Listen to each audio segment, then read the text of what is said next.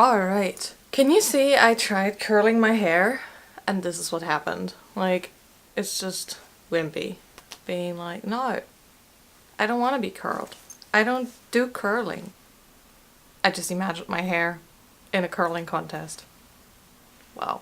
Hi everyone, it's me, Tabea. This is Not Quite a Degree, where we talk about things that I do not quite have a degree in, but I do have opinions on. And today we're talking about failing businesses.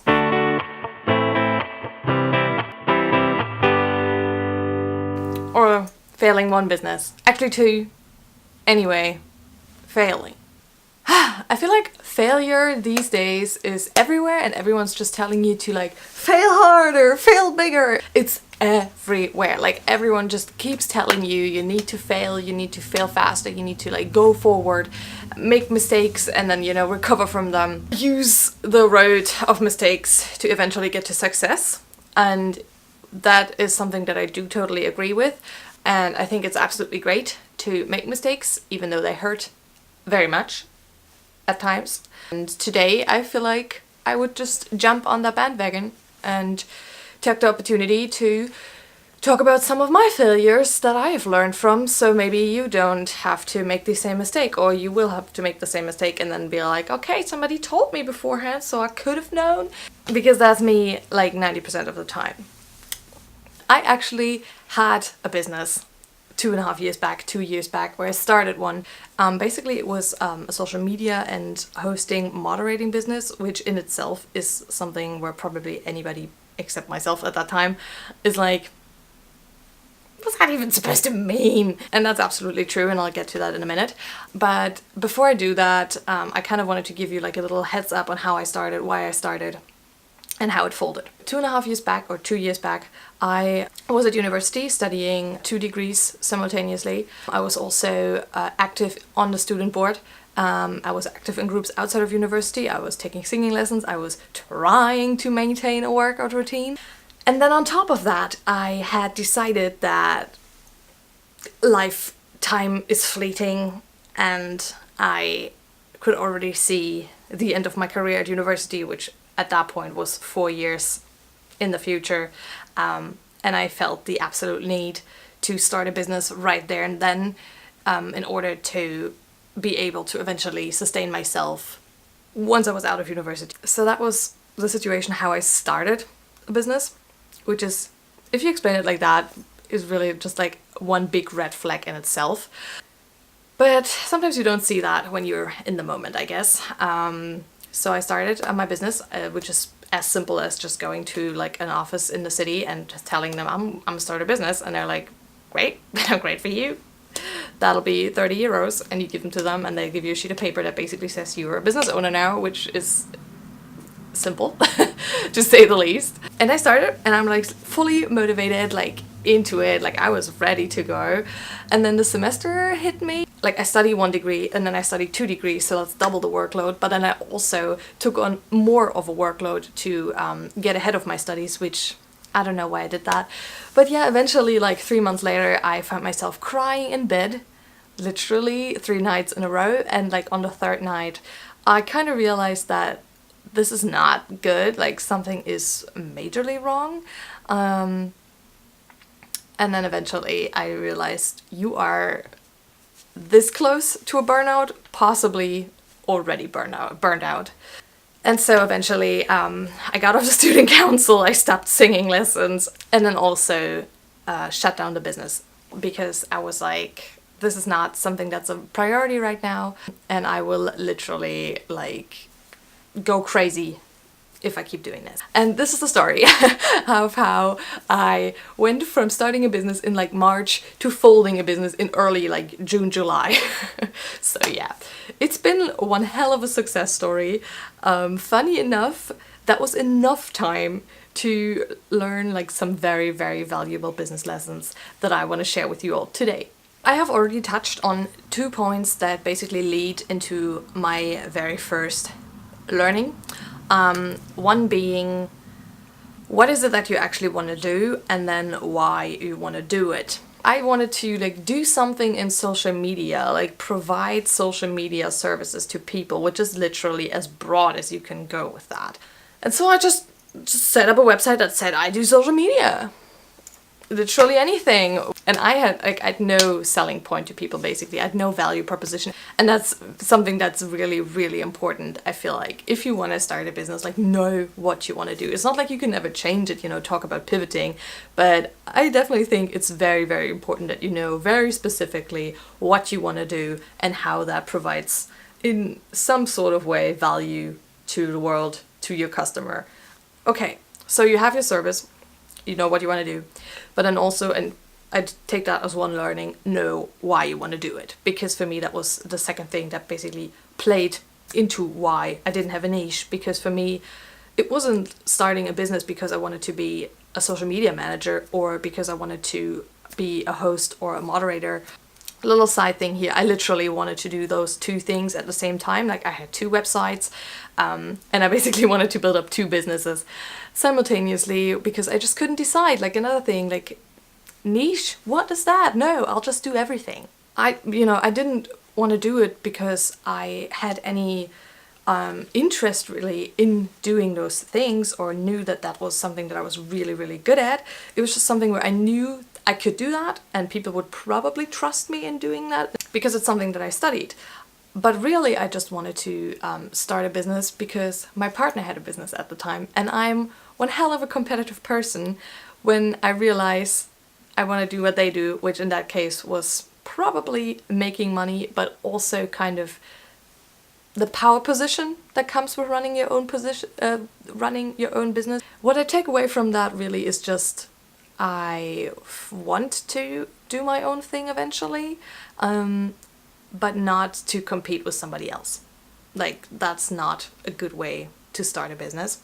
And I feel like this is a very specific reason not to start a business. But if you are at that point, you might want to consider all your reasons why you want to do this, and if those reasons are really worth it, and if those reasons will keep you going in the long run. If they do, great, but if they don't, possibly reconsider.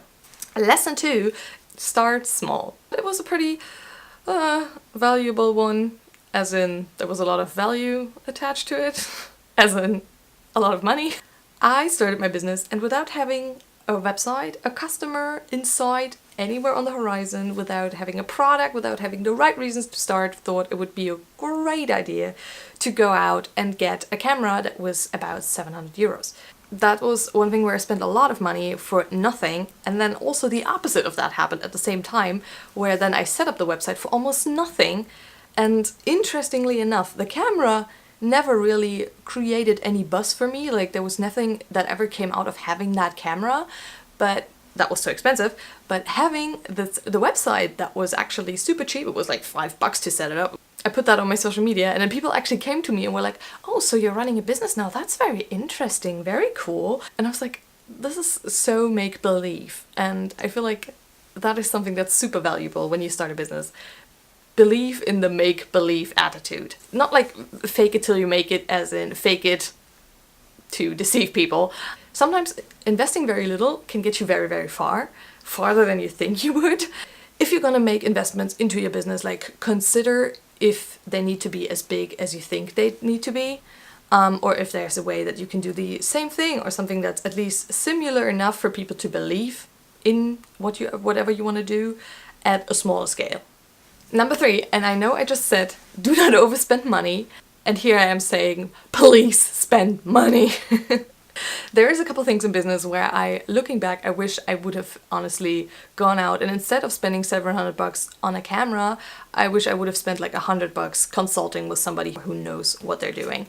Especially anything that comes to taxes, comes to insurance, all of those number related things, all of those like real business thing. Like, get an expert that you can talk to or that possibly even does it for you.